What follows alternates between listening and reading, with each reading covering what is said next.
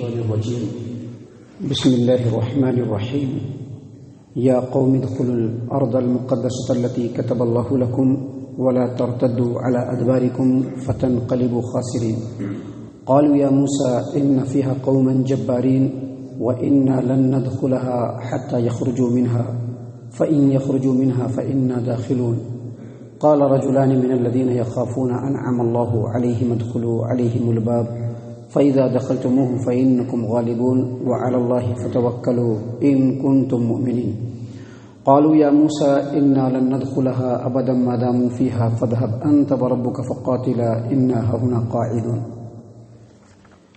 معزز سامعین کرام، یہ سورۃ المائدہ ہے. سورۃ المائدہ سورہ نمبر 5 اور اسی سورت سے ابھی آپ کے سامنے آیت نمبر 21، آیت نمبر 22، آیت نمبر 23، آیت نمبر 24، یعنی 21 نمبر کی آیت کریمہ سے لے کر کے 24 نمبر کی آیت کریمہ تک آپ کے سامنے تلاوت کی گئی.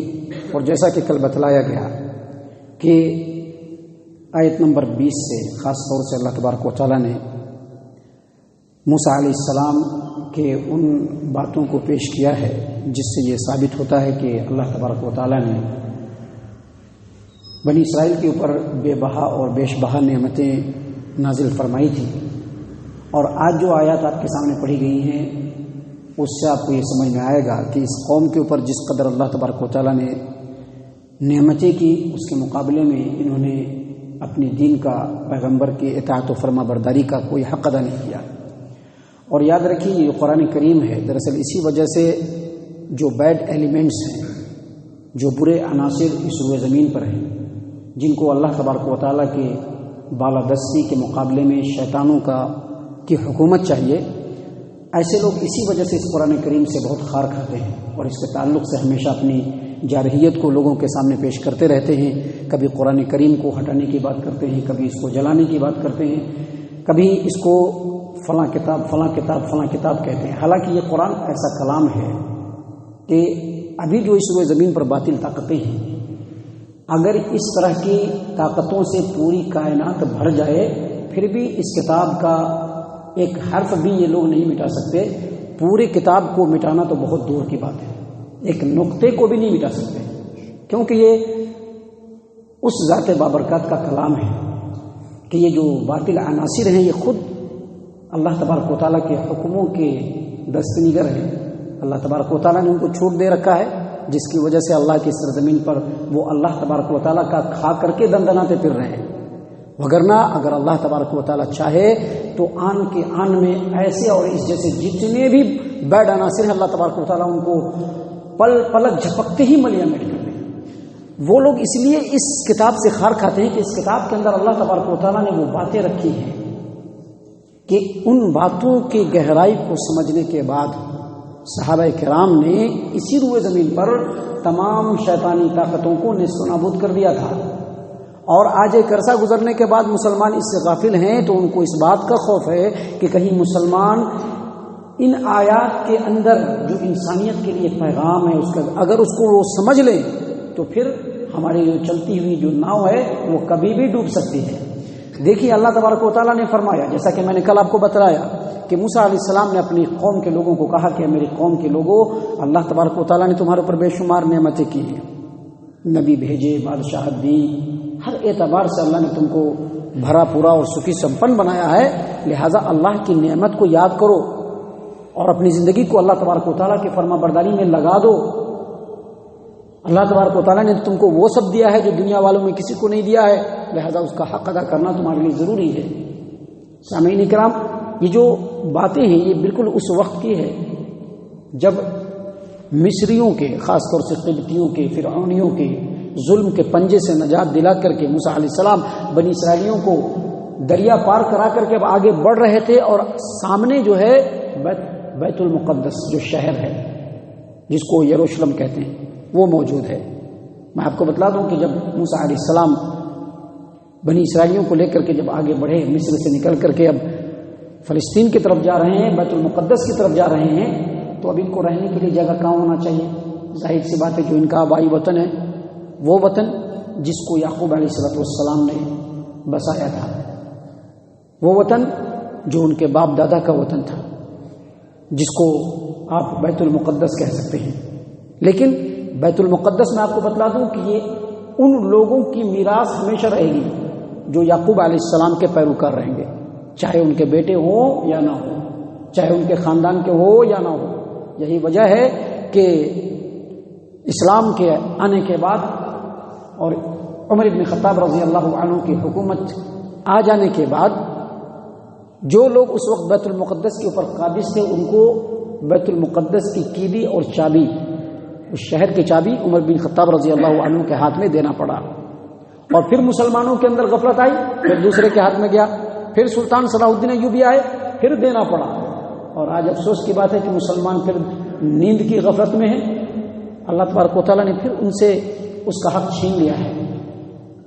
آج مسلمان کمپلیٹلی بیت المقدس کو اپنے تولیت میں نہیں رکھا ہے، تو اللہ تبارک و تعالیٰ نے یہاں پر موسیٰ علیہ السلام کے قول کو نقل کرتے ہوئے کہا کہ موسیٰ علیہ السلام نے اپنی قوم سے کہا کہ یہی وہ تمہاری جگہ ہے جس کو تمہارے باپ یعقوب علیہ السلام نے بسایا ہے، اب یہی تمہارا مسکن ہے، یہی تمہارا ٹھکانہ ہے۔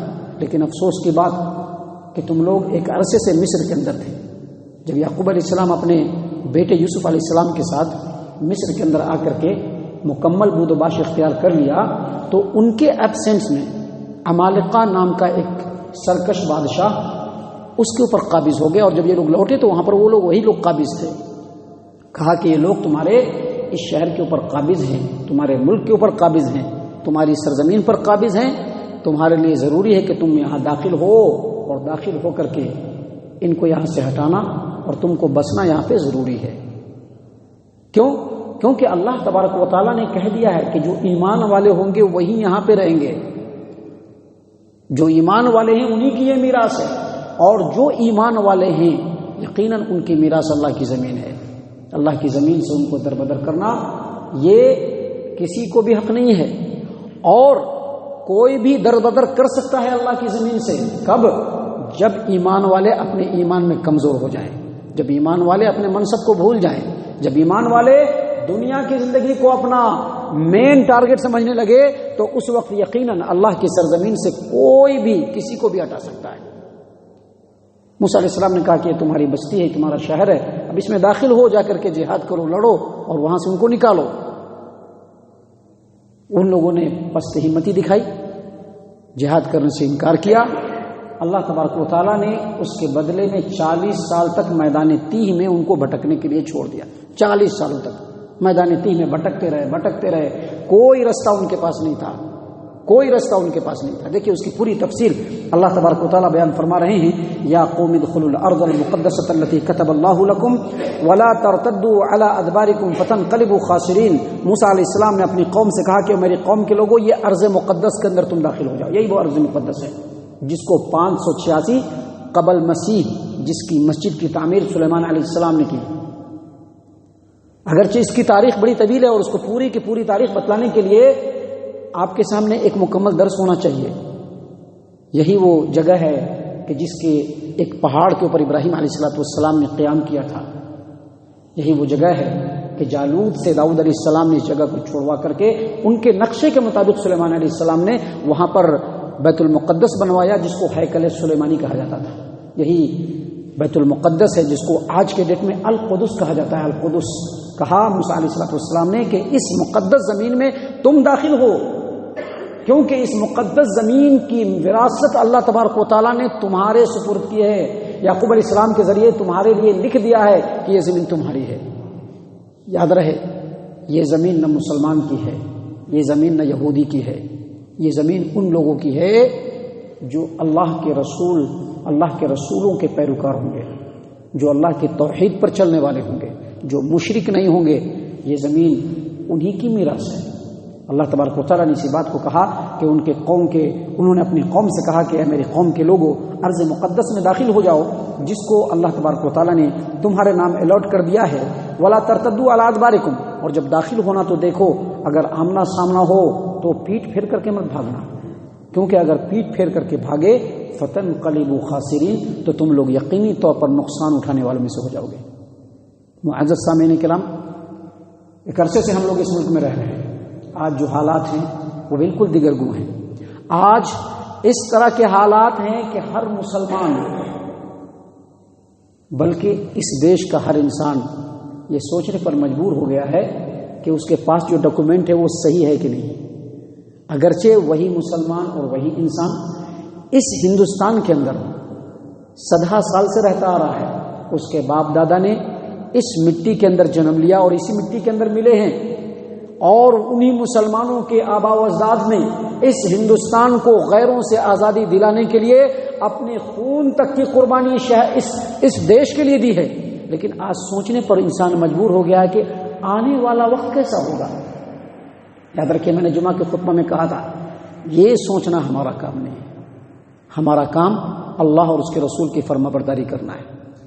جس قدر اللہ اور اس کے رسول صلی اللہ علیہ وسلم کی فرما برداری میں آپ آگے بڑھتے جائیں گے، ایسے حالات میں اللہ تبارک و تعالیٰ نے ہمارے لیے کون سا رستہ متعین کیا ہے، جس قدر اس پر آگے بڑھتے جائیں گے، جس قدر اللہ تبارک و تعالیٰ کے سامنے سرخروئی حاصل کرنے کے لیے اللہ تبارک و تعالیٰ کی رضامندی والے کام کرتے جائیں گے، اللہ تعالیٰ ایسی باطل طاقتوں کی رکاوٹوں کو ہٹاتا چلا جائے گا. کوئی سوچ سکتا تھا کہ اسلام جو صرف مکہ کے اندر ایک ٹمٹماتا ہوا چراغ تھا، پوری دنیا کے اندر روشن ستارہ بن جائے گا، روشن مینار بن جائے گا، کوئی نہیں جانتا تھا. لیکن دراصل یہ اسلام کے ماننے والوں کی اطاعت و فرما برداری کے کمال کا جذبہ تھا کہ یہ مکہ کی سرزمین سے ٹمٹماتا ہوا چراغ پوری دنیا کے لیے روشنی کا مینار بن گیا. کیوں؟ اللہ اس کے رسول صلی اللہ علیہ وسلم کی اطاعت کرنے کی وجہ سے. اپنی زندگی کے تمام اسٹیپ، تمام فیصلے میں جہاں دیکھا کہ اللہ اور اس کے رسول کا حکم ہے، وہاں پر آگے بڑھنے میں کوئی مصلحت نہیں. اگر ایسا کر لیں گے تو ایسا ہو جائے گا، ایسا کر لیں گے تو ایسا، کچھ بھی نہیں سوچا. بس ہمارے اللہ نے فرمایا ہے ہم کو آگے بڑھنا ہے، ہمارے رسول نے فرمایا ہے ہم کو آگے بڑھنا ہے. یہ انٹینشن اگر آپ اور ہم اپنے ذہن کے اندر بنا لے تو ہمیں ڈاکومنٹ کی کیا بھی ضرورت نہیں، کچھ بھی ضرورت نہیں. ہم کو آپ ڈاکومنٹ کی بات کرتے ہیں، کس ڈاکومنٹ کی بات کرتے ہیں؟ آپ کو معلوم ہے بابری مسجد کا پورا قصہ، ہر چیز ثابت ہے. پھر بھی بابری مسجد، آج فیصلہ ہے کہ بابری مسجد نہیں ہے، وہاں پر دوسری چیز بنائی جائے. کیوں؟ کیونکہ ڈاکومنٹ سے کچھ نہیں ہونے والا ہے. ایمانی طاقت ہوگی، کتاب و سنت کی اطاعت و اتباع ہوگی، یقیناً یہ سرزمین ہماری ہے، یقیناً یہ ہماری ہے. کیونکہ ہمارا جو منصب ہے، ہماری جو ذمہ داری ہے، اگر ہم اس کو ادا کریں گے تو اللہ تبارک و تعالیٰ کی جو سرزمین ہے یہاں پر اللہ ہم کو بھی مضبوط کرے گا، ہمارے دین کو بھی مضبوط کرے گا یقیناً. اسی لیے موسیٰ علیہ السلام نے اپنی قوم کو کہا کہ جب تم داخل ہونا تو ہو سکتا ہے کہ بہت ساری چیزوں سے تمہارا سامنا پڑے، ہو سکتا ہے کہ تم کو برسر پیکار ہونا پڑے، ہو سکتا ہے کہ وہاں کے بادشاہ کے اور فوج سے تم کو لڑنا پڑے. پیچھے مت ہٹنا، وَلَا تَرْتَدُّوا عَلَىٰ أَدْبَارِكُمْ، پیچھے مت ہٹنا. اگر پیچھے ہٹے فَتَنْقَلِبُوا خَاسِرِينَ، تو تم نقصان اٹھانے والوں میں سے ہو جاؤ گے. سامعین کرام، آگے اندھیرا ضرور دکھ رہا ہے لیکن ہمارے سامنے اطاعت و فرما برداری کا جو روشن چراغ ہے، یقیناً ہم اس کو لے کر کے آگے بڑھیں گے تو یہی روشن چراغ روشن مینار بن جائے گا، جس میں ہم صرف رستہ نہیں دیکھیں گے، ہمارے ساتھ اللہ کے مخلوقات جو انسان ہے اس میں سے بہت سارے لوگ اس کا رستہ دیکھتے چلے جائیں گے. اسی چیز کو اللہ تبارک و تعالیٰ نے یہاں پر کہا کہ موسیٰ علیہ السلام نے کہا کہ دیکھو پیٹ پھیر کر کے مت بھاگنا، اگر پیٹ پھیر کر کے بھاگے فَتَنْقَلِبُوا خَاسِرِينَ، تو نقصان اٹھانے والوں میں سے ہو جاؤ گے. اس کے بعد آگے اللہ تبارک و تعالیٰ فرماتے ہیں قالوا یا موسیٰ ان فیہا قوم جبارین، لیکن جو قوم برباد ہونے والی ہوتی ہے اس کا یہی شبہ ہوتا ہے. پہلے مشورہ ہوا کہ ٹھیک ہے چل کر کے دیکھتے ہیں کہ وہ اندر کون سے لوگ ہیں. 2 3 4 10 آدمی گئے، پتہ کیا تو پتہ چلا کہ عمالقہ ایک بہت ہی سرکش بادشاہ اور قوم ہے، وہ وہاں پہ وہ لوگ قبضہ کر کے رکھے ہیں. واپس آئے، جب ساری باتیں لوگوں میں پھیلی تو یہودیوں نے کہا، بنی اسرائیلیوں نے کہا قالوا یا موسیٰ، اے موسیٰ ان فیہا قوم جبارین، اس کے اندر تو بڑے طاقتور لوگ ہیں، بہت سخت قسم کے لوگ ہیں، بڑے جنگجو قسم کے لوگ ہیں، بڑے بہادر قسم کے لوگ ہیں، ہم لوگ ان سے نہیں لڑ سکتے ہیں، ہم لوگ نہیں لڑ سکتے ہیں، ہم لوگ اس سے نہیں لڑ سکتے ہیں. یہی ایمان کی کمزوری تھی جس کو ان لوگوں نے دکھلا دیا. کہتے ہیں کہ ان لوگوں نے کہا وَإِنَّا لَن نَدْخُلَهَا حَتَّى يَخْرُجُوا مِنْهَا، جب تک یہ لوگ اس ملک سے باہر نہیں نکلیں گے، اس بستی سے باہر نہیں نکلیں گے، ہم لوگ اندر نہیں جا سکتے ہیں فَإِن يَخْرُجُوا مِنْهَا فَإِنَّا دَاخِلُونَ۔ ٹھیک ہے، آپ پیغمبر ہیں، اللہ ہے اوپر، ان کو کہیے کہ کسی طرح سے ان کو یہاں سے نکالیں تو پھر ہم اندر چلے جائیں۔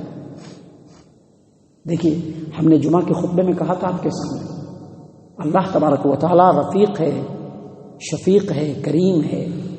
اللہ اپنے بندوں کے اوپر رفقت، نرمی اور محبت کرتا ہے۔ اللہ کہتا ہے کہ ہم تمہاری حالت کو کبھی بھی بدلنے کے لیے تیار ہیں، لیکن شرط یہ ہے کہ پہلے تم کو اپنی حالت بدلنی ہوگی۔ آج جس مجدھار میں ہم ہندوستانی مسلمان پڑے ہوئے ہیں، اس مجدھار سے نکلنے کا واحد راستہ بس یہی ہے کہ ہم کو خود اپنے آپ کو بدلنا ہوگا۔ ان اللہ لا یغیر ما بقوم حتی یغیر ما بانفسہم۔ جب تک کوئی قوم اپنے آپ کو نہ بدلے، اللہ تبارک و تعالیٰ اس قوم کی حالت کو کبھی بھی نہیں بدلتا۔ وہی چیز یہاں پر دکھ رہا تھا اور وہی چیز ہوا۔ ان لوگوں نے کہا کہ اگر وہ لوگ نکل جائیں گے تو ہم لوگ اندر داخل ہو جائیں گے۔ اللہ کا کہنا ہے کہ نہیں، نکلنے کے تمام رستوں کو ہموار اے بنی اسرائیل تم کو کرنا ہوگا۔ اگر تم نے نہیں کیا، تمہارا کچھ بھی نہیں ہونے والا ہے، کچھ بھی نہیں ہونے والا ہے۔ دیکھیے آگے اللہ تبارک و تعالیٰ مزید فرما رہے ہیں، قال رجلان من الذين يخافون انعم الله عليهم ادخلوا عليهم الباب۔ جو لوگ اللہ تبارک و تعالیٰ سے، اس قوم کے لوگوں میں سے جو لوگ ڈرتے تھے اللہ تبارک و تعالیٰ سے، جو لوگ اللہ تبارک و تعالیٰ کا خوف، خشیت، اللہ تبارک و تعالیٰ کے لیے ایمان، اطاعت کا جذبہ اپنے دل کے اندر رکھتے تھے، ایسے لوگوں میں سے دو آدمی جن کے اوپر اللہ تبارک و تعالیٰ نے انعام کیا تھا، ان دونوں نے کیا کہا کہ ادخلوا علیہم الباب، ادخلوا علیہم الباب، تمہارا کام صرف دروازے میں داخل ہونا ہے، کیونکہ اللہ نے کیا حکم دیا ہے، دروازے میں داخل ہو جاؤ، بس تم داخل ہو جاؤ، باقی کوشش تمہاری ہوگی، کامیابی رب العالمین کی طرف سے ہوگی۔ ادخلوا علیہم الباب فاذا دخلتموه فانکم غالبون، اگر تم داخل ہو گئے تو یقیناً غالب ہو جاؤ گے۔ یعنی مطلب کہنے کا یہ ہے کہ وہ دونوں آدمی، جس میں سے مفسرین نے کہا کہ ایک کا نام یوشع بن نون تھا، دوسرے کا نام کالب بن یوفنا تھا، اور دونوں بڑے ہی بزرگ، بڑے ہی اطاعت و فرما برداری میں آگے بڑھنے والے، اور سماج و معاشرے کے اوپر ان کا بڑا رعب و دبدبہ تھا۔ ان دونوں نے کہا کہ تمہارا کام اللہ اور اس کے پیغمبر موسیٰ علیہ السلام کی اطاعت کرنا ہے۔ وہ کہہ رہے ہیں داخل ہونے کے لیے تو داخل ہو جاؤ، تم داخل ہوگے، اس کے اندر سامنے جو بھی مرحلہ آئے گا اس سے تم فیس کرو گے، یقیناً اللہ تبارک و تعالیٰ تم کو کامیاب کرے گا۔ اور آگے کیا کہا وَعَلَى اللَّهِ فَتَوَكَّلُوا إِن كُنتُم مُؤْمِنِينَ، اگر تم ایمان والے ہو اللہ پر بھروسہ کرو۔ یاد رکھیے، ڈاکومنٹ بنانا کوئی غلط بات نہیں ہے، آپ ڈاکومنٹ کی طرف توجہ دیجیے، لیکن ڈاکومنٹ سے بھی زیادہ اہم چیز اللہ تبارک و تعالیٰ پر توکل اور بھروسہ ہے۔ اور اللہ تبارک و تعالیٰ پر توکل اور بھروسہ کون کرتے ہیں؟ جو ایمان والے ہوتے ہیں، جن کے اندر ایمان ہوتا ہے، اور ایمان کے تقاضوں کو پورا کرنا آج کے ڈیٹ میں ہمارے لیے انتہائی ضروری ہے۔ اپنے اوپر بھی اللہ کے قانون کو نافذ کرنا، اپنے گھر کے اندر بھی دینی اور اسلامی ماحول کو قائم کرنا، اور اپنے سماج و معاشرے کے لوگوں کو دین اور اللہ تبارک و تعالیٰ کی توحید کی طرف بلانا، یہ آج ہماری سب سے بڑی ذمہ داری ہے، سب سے بڑی ذمہ داری ہے۔ اس کو آج ہی پکڑ لینا ہمارے لیے ضروری ہے۔ کہا وَعَلَى اللَّهِ فَتَوَكَّلُوا إِن كُنتُم مُؤْمِنِينَ، اگر تم ایمان والے ہو تم کو اللہ تبارک و تعالیٰ پر بھروسہ کرنا چاہیے۔ اللہ تمہارے لیے سبیل ضرور پیدا کرے گا، کیونکہ اللہ تبارک و تعالیٰ کی ہی یہ پوری دنیا ہے، چاہے ہندوستان ہو، افغانستان ہو، پاکستان ہو، چائنا ہو، برما ہو، امریکہ ہو، دنیا کا کوئی بھی خطہ ہو، سب کے اوپر اللہ کی حکمرانی ہے۔ اللہ جب چاہے، جہاں چاہے، جس کو چاہے بسا دے، کوئی روک نہیں سکتا ہے، کوئی نہیں روک سکتا ہے، کوئی نہیں روک سکتا ہے۔ محترم سامعین کرام، جب کسی قوم کے اندر شامت آتی ہے تو وہی باتیں ہوتی ہیں جو اس میں ہو رہی ہیں۔ اسی لیے لوگ اس کتاب کو بہت زیادہ دشمنی کی نظر سے دیکھتے ہیں، کیونکہ اس کتاب کے اندر جو باریکیاں ہیں وہ انسان کو انسانیت کے معراج پر پہنچانے والی ہے۔ اس کتاب کے اندر جو باریکیاں ہیں وہ انسان کو انسانیت کے معراج پر پہنچانے والی ہے، انسان کو اصل انسان بنانے والی ہے، اللہ تبارک و تعالیٰ کا خلیفہ بنانے والی کتاب ہے یہ۔ کہتے ہیں کہ جب سمجھانے والے نے یہ سمجھایا تو اس قوم کے اندر جو بد تہذیبی تھی، اس قوم کے اندر جو بربادی تھی، وہ بالکل سامنے آ گئی۔ ان لوگوں نے کہا، کیا کہا؟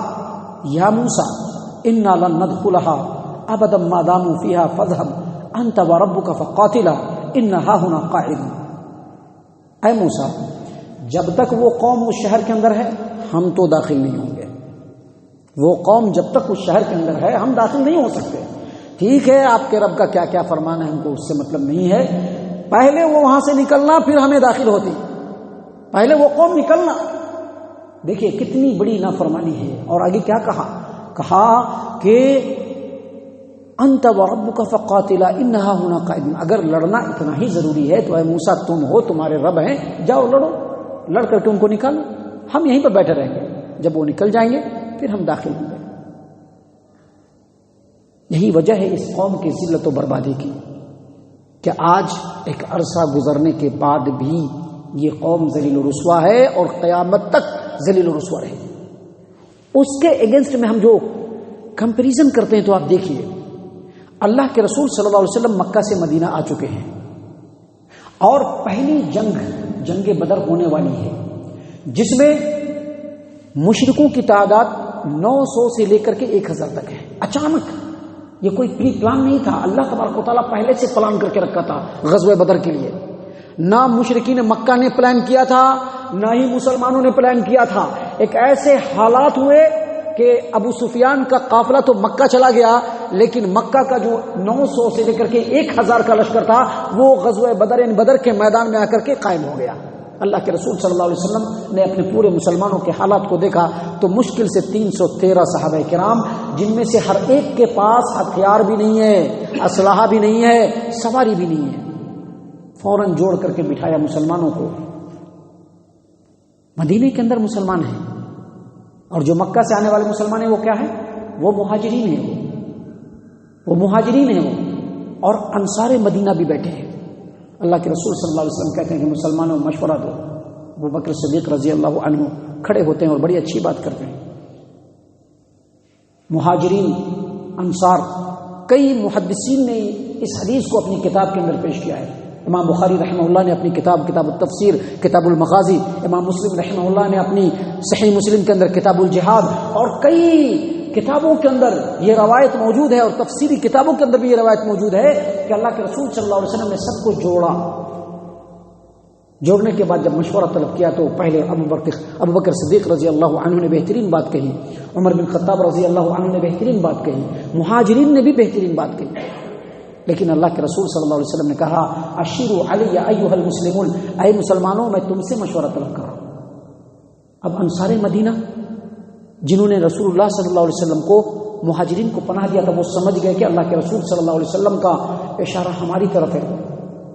فوراً سعد بن معاذ رضی اللہ عنہ کھڑے ہوئے ایک روایت کے مطابق، اور کھڑے ہو کر کے کہا کہ اللہ کے رسول صلی اللہ علیہ وسلم ایسا لگتا ہے کہ آپ کا اشارہ ہماری طرف ہے، تو یاد رکھیے اگر آپ کا اشارہ ہماری طرف ہے تو آپ اگر سمندر میں چھلانگ لگانے کے لیے بھی کہیں گے تو ہم لوگ بے خوف و خطر سمندر میں چھلانگ لگا دیں گے، ہم میں کا ایک بھی اس کام سے گریز نہیں کرے گا۔ ہم لوگ انصار مدینہ ہیں، ہم لوگ جنگ کے اندر صبر کرنے والے، دشمنوں کے مقابلے میں دلیر، اور مجھ کو اللہ تبارک و تعالیٰ کی ذات سے یقین ہے، امید ہے کہ کل جب غزوہ بدر ہوگا تو اللہ تبارک و تعالیٰ ہماری جانب سے ایسا عمل دکھلائے گا کہ اس سے آپ کی آنکھ کو ٹھنڈک پہنچے گی۔ یہ ہے اطاعت و فرما برداری، یہ ہے اطاعت و فرما برداری جو آج ہمارے اندر آنا ضروری ہے۔ اگر آج نہیں آیا تو یقین مانو کل کا ڈٹ ہمارے جو آنے والی نسلیں ہیں وہ ہمارا نام سیاہ لفظوں میں لیا کرے گی، کہے گے کہ بڑے بدترین تھے ہمارے آبا و اجداد، انتہائی بدترین تھے ہمارے آبا و اجداد۔ آج جگنا ہوگا ہندی مسلمانوں کو، اپنے اللہ تبارک و تعالیٰ کے کلمے کو اس روئے زمین پر استھاپت کرنے کے لیے آج بڑھنا ہوگا مسلم قوم کو، اللہ تبارک و تعالیٰ کی اطاعت و فرما برداری کو سامنے لانے کے لیے۔ سامعین کرام، دوسری روایتوں کے اندر ہے کہ جب انصار مدینہ کی طرف اشارہ کر کے نبی صلی اللہ علیہ وسلم نے کہا کہ اے مسلمانوں تم مشورہ دو، تو انصار لوگ کھڑے ہوئے اور کہا کہ اس ذات مقدس کی قسم، اے نبی صلی اللہ علیہ وسلم جس کے ہاتھ میں آپ کی جان ہے، آپ آگے بڑھیے، ہم موسیٰ علیہ السلام کی قوم کی طرح سے نہیں کہیں گے اذهب انت وربك فقاتلا ان هاهنا قاعدون، یعنی آپ اور آپ کا رب جا کر کے لڑیے، ہم لوگ یہاں بیٹھتے ہیں، ہم ایسا نہیں کہیں گے، بلکہ اگر آپ ہم کو کہیں گے کہ برق غماد تک چلو تو ہم آپ کے ساتھ برق غماد تک چلنے کے لیے تیار ہیں۔ یہی وجہ ہے کہ وہ لوگ اتنے سربلند ہوئے، اور اس کے کمپیریزن میں آج ہم لوگ جو پستی کی طرف جا رہے ہیں اس کی وجہ بس یہی کہ ہم لوگ اللہ اور اس کے رسول صلی اللہ علیہ وسلم کی اطاعت و فرما برداری کو اپنے دامن سے مکمل طور پہ جھٹک لیا ہے۔ ہمارا ایمان ہماری زبان پر ہے، ہمارے اعمال ہماری زبان پر ہے، ہماری اطاعت و فرما برداریاں ہماری زبان پر ہیں، دل سے کسی بھی چیز کا کوئی تعلق نہیں ہے۔ یہ محاسبہ کا وقت ہے، یہ ہمارے نسل اور ہمارے دین و ایمان کو بچانے کا وقت ہے۔